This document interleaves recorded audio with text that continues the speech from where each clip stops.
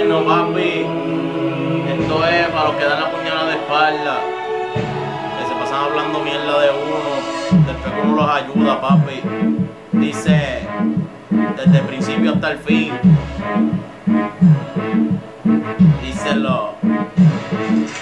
¿Qué pasó? Estás hablando de mí, toda esa gente por ahí me comentan a mí que me diste la puñalada por la espalda, pero eso a mí no venga ahora porque no me baja ni la falda. Yo te lo digo de frente en tu cara, por eso ahora vamos a tirar par de balas, a ver si tú, el corillo que tú tienes, a ver si roncan, a ver si es verdad que tienen los pantalones en su sitio. No venga ahora a decirme que soy un mamadito, por eso te lo digo, yo soy el duro aquí, el que está comenzando, por eso todo el mundo a mí me sigue apoyando.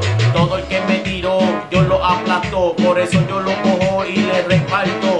Yo soy el que está tirando y el que está improvisando, porque todo esto que yo tiro es cantando para toda esa gente que me sigue escuchando. Yo soy el duro, el que está cantando aquí en la barbería y yo le voy a tirar así. Por eso todo el mundo dice que Georgie me escribió, eso a mí no me importa porque yo lo pautúo. En todas las canciones que escriba lo voy a pautar para que todo el mundo escuche su nombre allá, aunque yo me joda escribiendo acá. Te lo digo de frente papi, yo soy el duro, el que tiene la pepa pa' ti y pa' tu corillo. No venga a frontear ni que a bajarte los calzoncillos pa' pedirme clemencia, que te tire otro cerquillo. Papi, esto es pa' ti.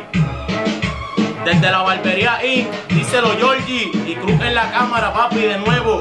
Somos los duros, los Transformers.